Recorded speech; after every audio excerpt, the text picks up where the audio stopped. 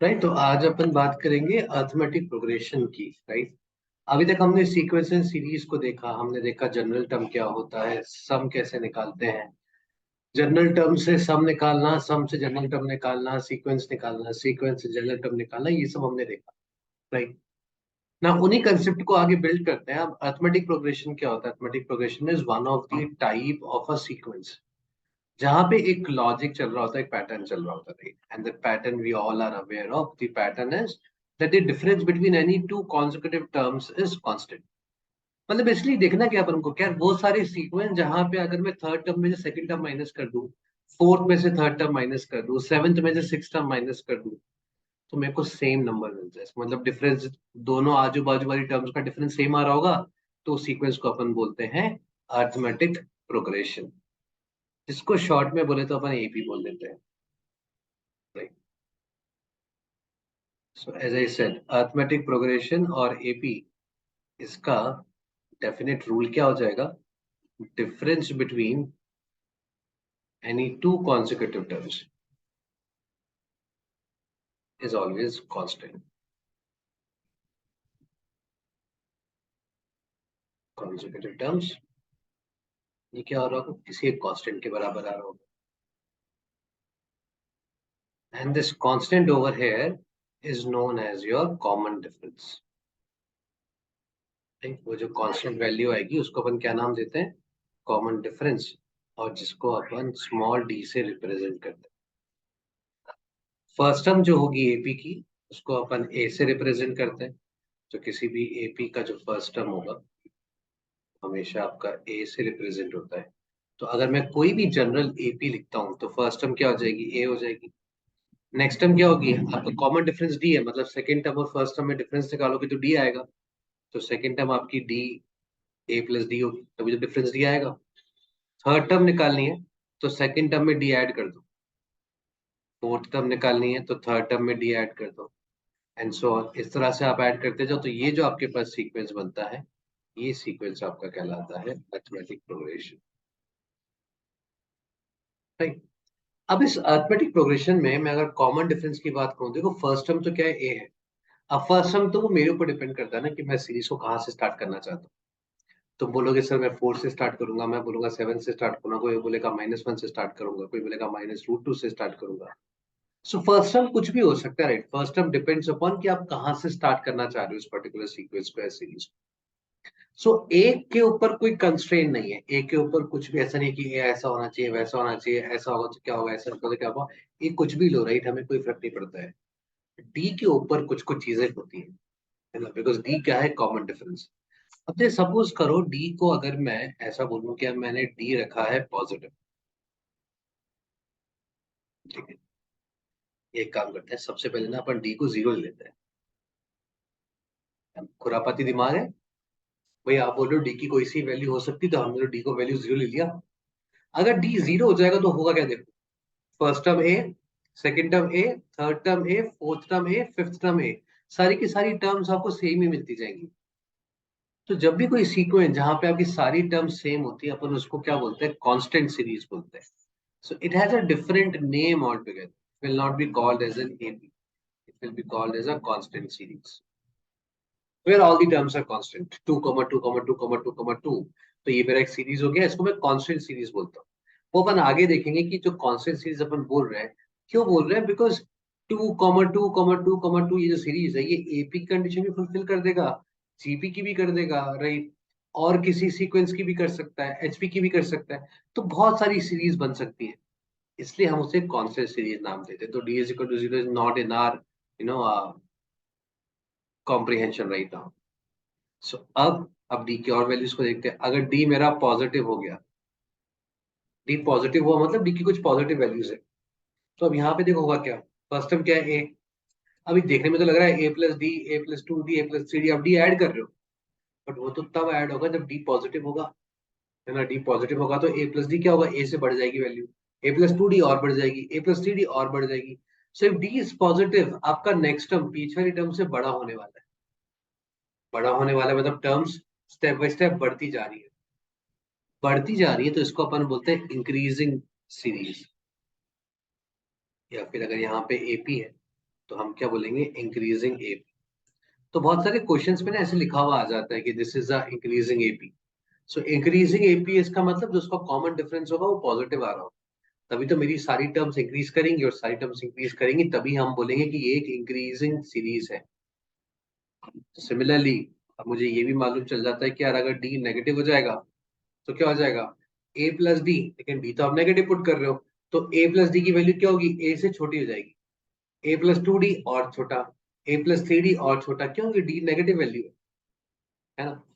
तो आपकी terms decrease होती जाएंगी। तो such kind of a series where the next term is smaller than the previous term is called as a decreasing AP. देखो बहुत कुछ तो अपन ने क्लास 10th 12th में किया हुआ है। तो अगर मैं डी की वैल्यूज को देखूं तो डी की वैल्यूज के अकॉर्डिंग मैं ये बता सकता हूँ कि वो एपी जो है वो एक इंक्रीजिंग एपी है, डिक्रीजिंग एपी है, या फिर वो एक कांस्टेंट सीरीज है। सो अब एपी की कहानी को अगर समझा जाए, देखो द गोल्डन रूल इज कि एपी के डिफाइन करने के लिए आपको दो चीजों का रिक्वायरमेंट होता है, one is a, one is D. If you know the A and D, you know everything about that particular series. क्यों, बिकॉज अगर मुझे ए और डी पता है तो देखो मैं सारी टर्म्स लिख सकता हूँ, सारी टर्म्स लिख दूंगा तो मैं सम भी निकाल सकता हूँ, बिकॉज एस एन क्या होता है, सिग्मा टी एन होता है ना। टर्म्स लिख सकता हूँ, एस एन भी निकाल सकता हूँ, कुछ और भी मेरे को पूछा जाएगा तो वो भी मैं निकाल के वहां पे दे सकता हूँ। तो ए बी को डिफाइन करने वाली चीजें होती है ए एंड डी, और यही हमारा इस चैप्टर का गोल्डन रूल बन जाता है। If it is a A P, हम क्या कोशिश करते हैं, we always try to find out A and D. हमारा पूरा दिमाग, पूरा कंसंट्रेशन सिर्फ एक ही जगह होता है कि यार कैसे ना कैसे करके मैं ए और डी की वैल्यू निकालूं। बिकॉज अगर ए और डी की वैल्यू निकाल दी मैंने तो मेरा काम आसान हो जाएगा। तुम अभी देखोगे अपन जितने भी क्वेश्चंस करेंगे, हर क्वेश्चंस के अंदर हम ए और डी लिखेंगे और ए और डी को निकालने की कोशिश करते रहेंगे, चाहे क्वेश्चन में कुछ भी करो पूछो। बिकॉज एक बार ए और डी आ जाएगा तो उस वैल्यू को अप्लाई करके आप बाकी सारी चीजें बड़े फटाफट से निकाल सकते हो। देखो बच्चा लोग, यहाँ तक सबको समझ में आया ना, कंसेप्ट क्या है, क्या कहानी चल रही है, कौन है जो हीरो हीरोइन है इस पर्टिकुलर मूवी के।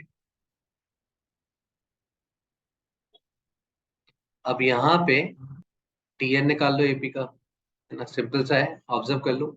सेकंड टर्म क्या है, A plus D, third term क्या है, A plus two D, fourth term क्या है, ए प्लस थ्री डी। तो अगर मैं फोर्थ टर्म निकाल रहा हूँ तो सारी की सारी टर्म्स देखो ए प्लस समथिंग डी वाली फॉर्म की है, और वो समथिंग कितना हो रहा है, फोर्थ टर्म निकाल रहे हो तो थ्री आ रहा है, थर्ड टर्म निकाल रहे हो तो टू आ रहा है, टेंथ टर्म निकालोगे तो नाइन आ रहा होगा वहां पे, है ना। अगर मैं सिंपल से पूछ लूँ कि बताओ यार अगर मैं 50th टर्म निकालूंगा तो वहां पे क्या मिलेगा, तो फटाक से बोल दो कि सर 49 आ रहा है वो। बिल्कुल सही बात है। तो यहाँ मुझे एक पैटर्न दिख गया ना, तो मैं पैटर्न दिख गया तो मैं अपना टीएन भी लिख सकता हूँ कि nth टर्म आप लिखोगे तो वो ए प्लस समथिंग डी का फॉर्म आएगा, और वो समथिंग क्या होगा, n-1। ये आ गया अपना टीएन। तो मुझे एपी में कोई भी टर्म निकालना होगा तो मैं इस फॉर्मूले में एन की वैल्यू पुट कर दूंगा, थर्ड टर्म निकालना तो एन की वैल्यू को थ्री पुट कर दो।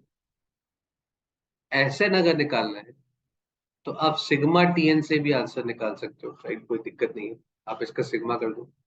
इसका सिग्मा करने के बाद में जो फॉर्मूला आता है, हम उस फॉर्मूले को डायरेक्टली याद ही रख लेते हैं, बिकॉज इतनी जगह यूज होता है तो बार बार अपन सिग्मा करेंगे तो अपना टाइम कंज्यूम होता है। तो उसके बजाय हम एस एन का फॉर्मूला निकाल के याद कर लेते हैं, this is the S N for AP. क्या हो जाएगा, n/2 इंटू टू ए प्लस n-1 इंटू बी। या फिर आप एस एन को ऐसे भी देख सकते हो, n/2, टू ए को आप a प्लस ए कर दो, a क्या हो जाएगा, फर्स्ट टर्म, और a प्लस n-1 डी क्या हो जाएगा, लास्ट। किसी भी एपी का सम आप n/2 इंटू टू ए प्लस n-1 डी से भी निकाल सकते हो, आप चाहो तो n/2 into first term plus last term से भी निकाल सकते हो।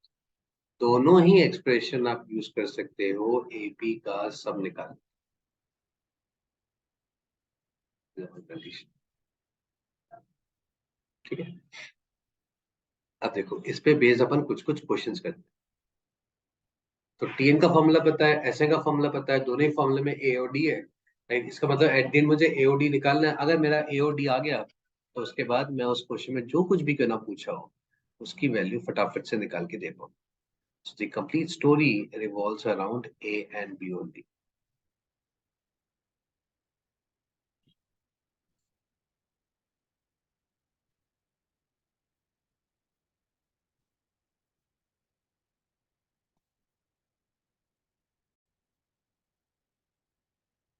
देखो एकदम वो 10th वाले जो क्वेश्चंस होते हैं ना, मैं वैसे क्वेश्चन नहीं करा रहा हूँ, थोड़े से बेटर ले रहा हूँ उनसे।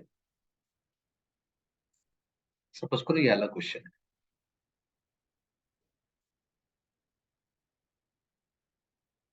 क्वेश्चन क्या बोल रहा है, if the roots of this equation x cube minus 12 square plus 39x minus 28 is equal to 0 are in AP, we have to find the common difference.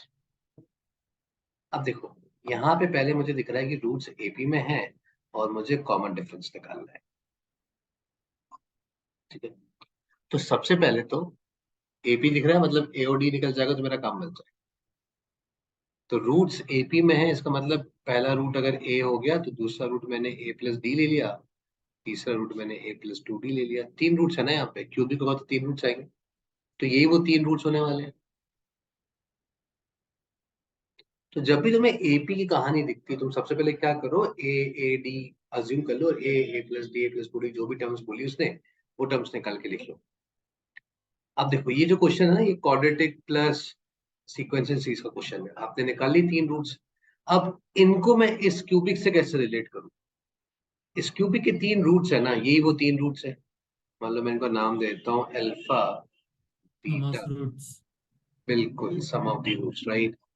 तो मैं यहाँ पे alpha plus beta plus gamma, sum of the roots taken one at a time, कितना हो जाएगा, minus times B by A, 12।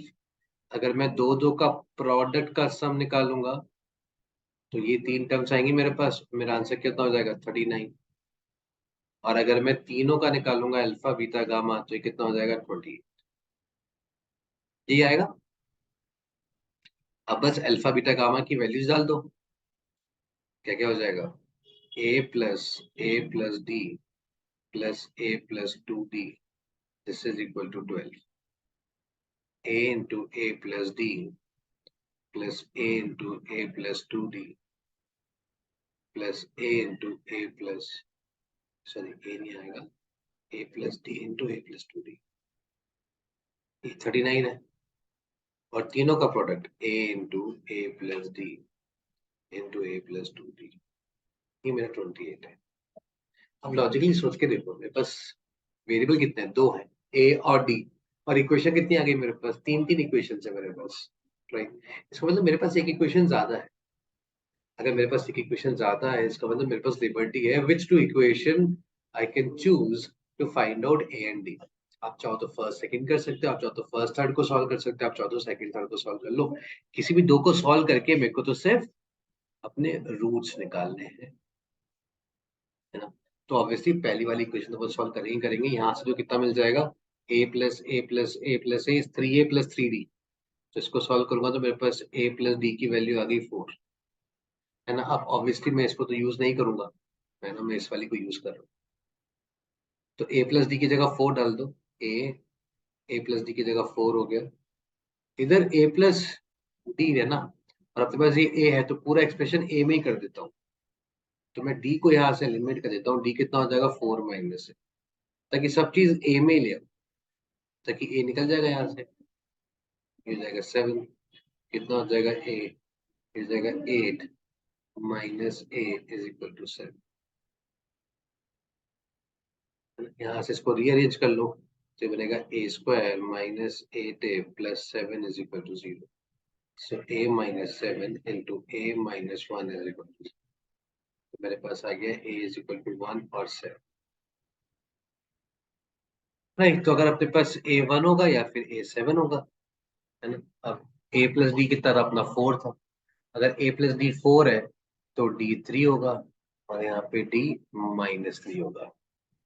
दो cases है, दोनों केस में टर्म्स निकाल लो, तीन रूट्स थे ना अपने पास, पहला ए था, दूसरा ए प्लस डी था, और तीसरा ए प्लस 2D था। पहला ए था, दूसरा ए प्लस डी था, तीसरा ए प्लस 2D था। देखो रिवर्स ऑर्डर में आगे, बस और कुछ नहीं होगा, है ना। इसका मतलब दोनों में से कोई सब ले लो, मेरा आंसर वही है। सो ये आ गए अपने पास तीन रूट्स। रूट्स क्या हो जाएंगे उसके 147। These are the 3 roots for that particular cubic.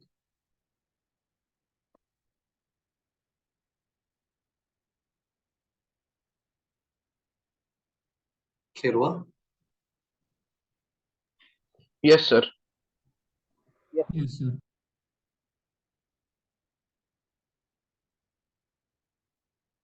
चलो ये वाला क्वेश्चन करते हैं फिर। बहुत पुराना क्वेश्चन है ये वैसे तो।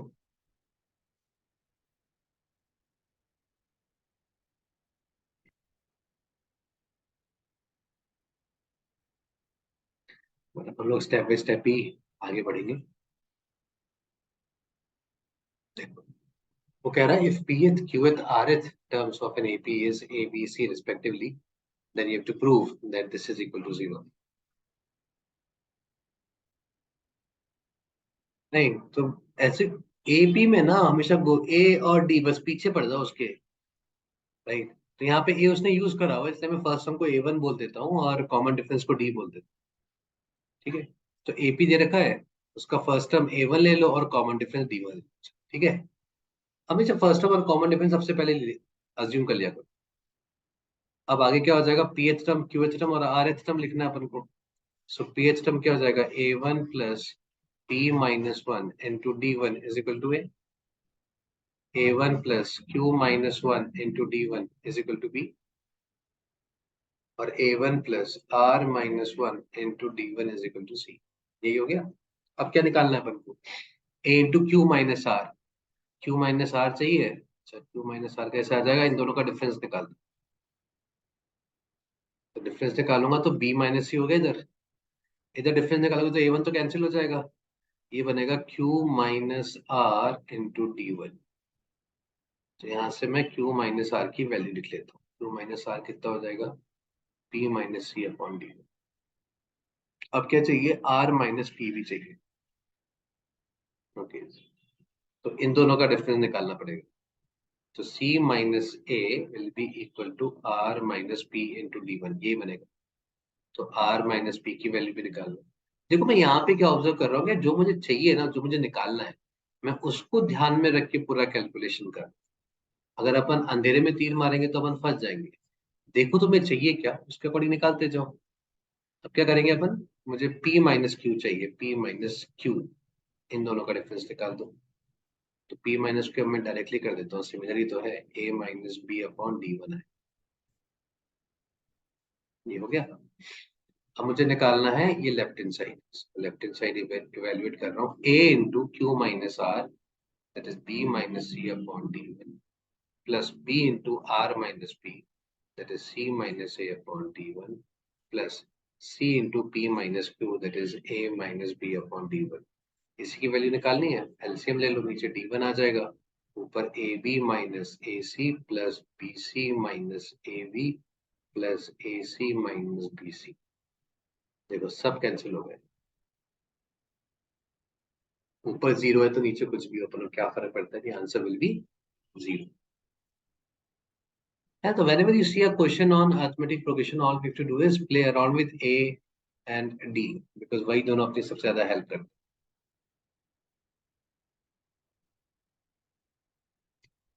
अब जैसे मान लो ये वाला क्वेश्चन है,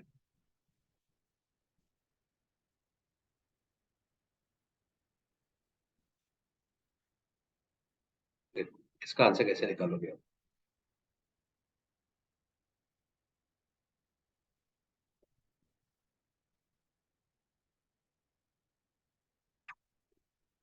ये तीनों टर्म्स एपी की तीन कॉन्जुगेट टर्म्स की बने, और हमें निकालना है कि उस एक्स की वैल्यू क्या होगी।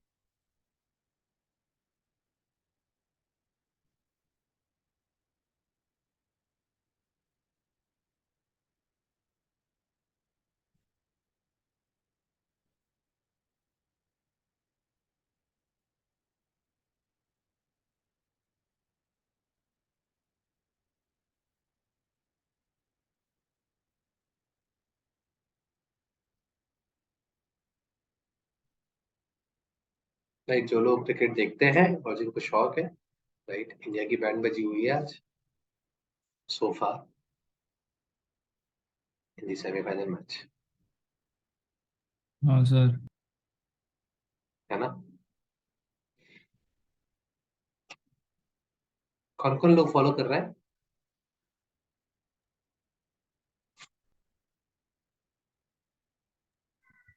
सर मैं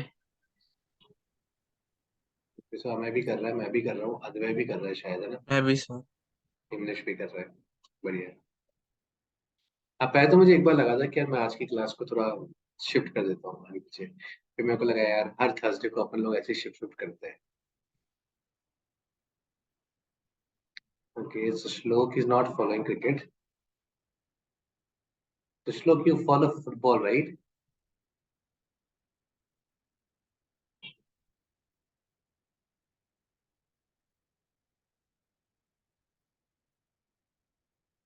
अच्छा, क्रिकेट ही पसंद है लेकिन अभी तो पढ़ाई कर रहा है।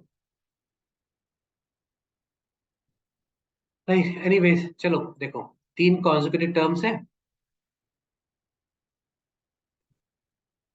सो तीन कॉन्जिक्यूटिव टर्म्स हैं तो क्या हो जाएगा? ए प्लस डी, ए प्लस टू डी, ऐसा ही होगा। तो इसका इसका डिफरेंस और इसका डिफरेंस सेम होगा। तो यहाँ पे तो एक प्रॉपर्टी भी बना सकते हैं अपन। ठीक है, अगर किसी ने बोला if A B C are in A P, ठीक है, अगर ये एपी में है तो आप क्या बोलोगे? बी माइनस ए, कॉमन डिफरेंस सेम होगा ना, तो बी माइनस ए और सी माइनस बी का डिफरेंस सेम आएगा। बी को एक तरफ ले आओ तो टू बी कितना हो जाएगा? ए plus c. So if A B C are in A P, you can always say that two b is equal to A plus c, या फिर बी की जो वैल्यू होगी वो a plus c by two होगी। इसका मतलब बीच वाले की वैल्यू आजू बाजू वालों का एवरेज है। तो अगर ये तीन टर्म्स कॉन्जिक्यूटिव हैं तो बीच वाला कौन है? अपना ये है।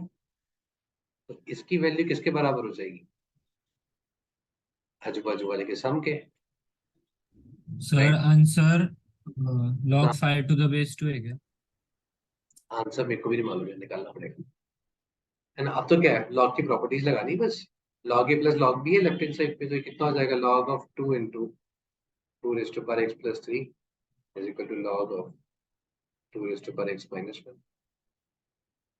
दोनों साइड लॉग है, बेस भी सेम है, तो अंदर वाली वैल्यूज भी सेम ही होंगी फिर। So two raise to power x minus one is equal to two into two raise to power x plus three. तो ये कितना हो जाएगा मेरे पास? Two raise to power x minus one is equal to two into two raise to power x plus six. Five नहीं आएगा, sir seven. हाँ सर बोलो। सर वो 2b is equal to a plus b होता है ना? हाँ तो टू। अच्छा सॉरी सॉरी, वो मैं टू भूल गया, स्क्वायर। हाँ मैं टू भूल गया, टू भूल गया। तो ये टू अंदर चला जाएगा तो इसका स्क्वायर आ जाएगा, है ना? तो अब अपन को टू रेज टू पर एक्स को टी डालना पड़ेगा, बिकॉज क्वाड्रेटिक बनेगी। तो क्या बन जाएगा अपने पास? टी माइनस वन का whole square is equal to two into t minus one का two into t plus six. ठीक है, ऊपर करा दो इसको, ये बनेगा t square plus one minus two t is equal to two t plus six. तो यहाँ से आएगा t square minus four t plus six, इधर आएगा तो माइनस फाइव। तो यहाँ से अपन को मिलेगा t minus five into t plus one is equal to zero, है ना? Minus five plus t and minus five. So t आएगा फाइव और माइनस वन। टी अपन ने क्या लिया था? Two raise to power x. So two raise to power x is equal to five और two raise to power x is equal to minus one. But ये two raise to power x तो कभी negative आएगा ही नहीं ना। Two raise to power X, no matter what x you take will always be positive, so I have no solution over it. तो यहाँ मिलेगा मुझे सॉल्यूशन। अब x को बाहर कैसे लाएंगे? दोनों साइड log ले लो। So log of 2 raised to power x to the base 2 is equal to log of 5 to the base 2. x बाहर आ जाएगा, log 2 to the base 2 is 1, so x is equal to log of 5 to the base 2. बिल्कुल सही answer है तेरा।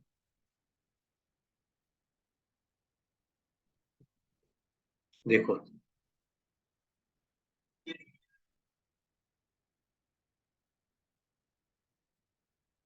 अच्छा एक बात बताओ, क्या कभी ऐसा हो सकता है कि मैं m टर्म्स का सम निकालूं और n टर्म्स का सम निकालूं एपी का, और दोनों सम सेम आ जाए? नहीं सर। मैं क्या बोल रहा हूँ? Can sm be equal to sn sir if N M is equal to N तो ही पॉसिबल if होगा। m is not और equal सर to ए भी सेम होना चाहिए ना। सेम सेम सेम एपी के लिए मैं पहली m टर्म्स का सम निकालूं और पहले n का सम निकालूं, सेम आ सकता है क्या? नहीं सर, मैं क्या बोल रहा हूँ, M is equal to N होना चाहिए और फर्स्ट टर्म भी सेम होनी चाहिए, तभी पॉसिबल है ना। नहीं, फर्स्ट सब तो सेम होगा ना, मैं सेम सीरीज की बात कर रहा हूँ। Sir if M not equal to N है तो फिर नहीं होगा पॉसिबल। है ना? हाँ सर, नहीं होगा। बिल्कुल, इसका आंसर अपन निकालेंगे एक ब्रेक के बाद, और ब्रेक में करेंगे अपन इस वाले क्वेश्चन को सॉल्व। देखो, इसका आंसर निकाल सकते हो क्या? मैं पूछ रहा हूँ कि एक कोई सीरीज दिया हुआ तुम्हें, इस सीरीज की एन टर्म्स का, कुछ टर्म्स का सम 300 आ रहा है, वो कुछ निकालना है मुझे, कितना हो जाएगा? अब देखो, एग्जाम में अज्यूम मत कर लेना कि एपी है, मैंने यहाँ पे लिखा नहीं है, अभी तो तुम्हें पता है कि सर एपी पढ़ा रहे तो एपी का क्वेश्चन ही देंगे, है ना? बट एग्जाम में चेक कर लेना कि एपी है, जीपी, एचपी।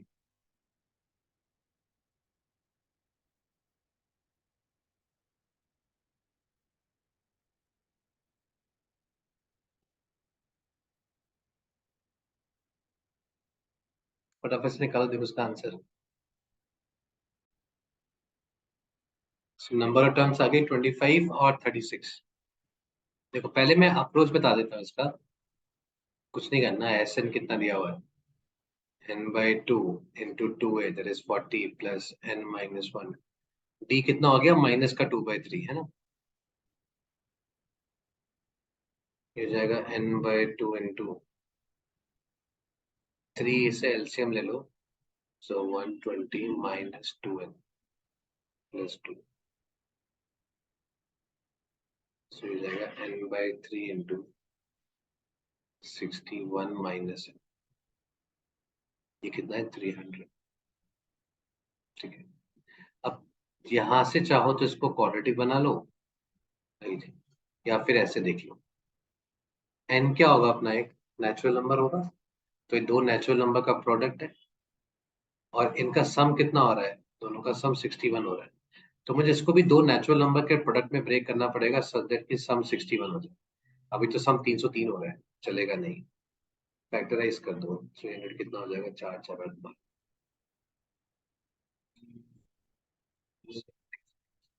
तो सम 61 चाहिए, 36 प्लस 25, हाँ हो गया ना ये,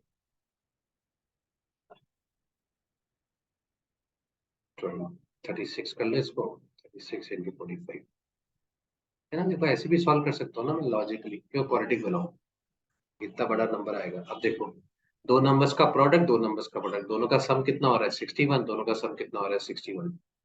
तो एन क्या हो जाएगा, एन ले लो 25, है ना?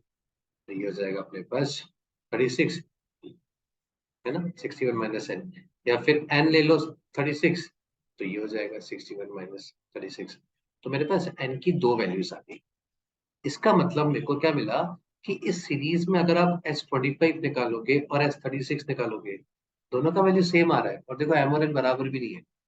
इसका मतलब दिस कैन होल्ड ट्रू ना। बहुत ही इंटरेस्टिंग बात है, देखो, और बहुत ही बेसिक सी बात है, अभी समझाता हूँ मैं तुम्हें।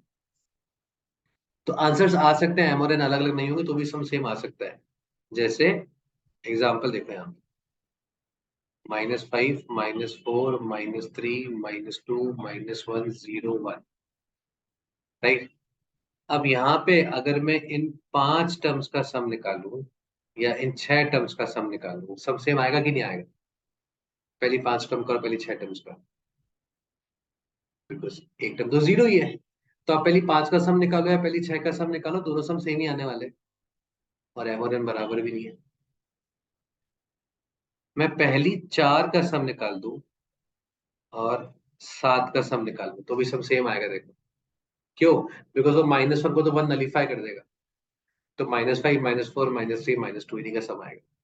इसका मतलब एक एपी में, है ना, SM और SN बराबर आ सकते हैं। कब? जब आपका टर्म्स पॉजिटिव से नेगेटिव जा रही हो। ये आई बात समझ में? देखो, किसी को कोई डाउट नहीं है ना, फंडा समझ में आया ना? अगर पॉजिटिव से नेगेटिव है, नेगेटिव से पॉजिटिव आपकी सीरीज जारी होगी, तो 15 टर्म का सम और 20 टर्म का सम सेम आ सकता है, अगर आपस में बाकी सारी टर्म्स कैंसिल आउट कर जाए तो।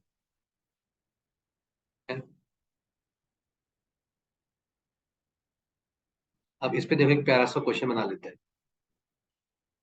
वो कह रहा है कि 16 टर्म का सम और 20 टर्म का सम सेम है, या 16 और 21 का सम सेम है। Find M for which SM is equal to. वो कह रहा है 16 टर्म्स का सम और 21 टर्म्स का सम सेम है एक एपी के लिए। आप मुझे बताओ, मैं कितनी टर्म्स का सम निकालूं ये सम जीरो आ जाए। अब एक तरीका तो होगा कि अपन वो लॉन्गर लॉन्गर वाले अप्रोच में जाए,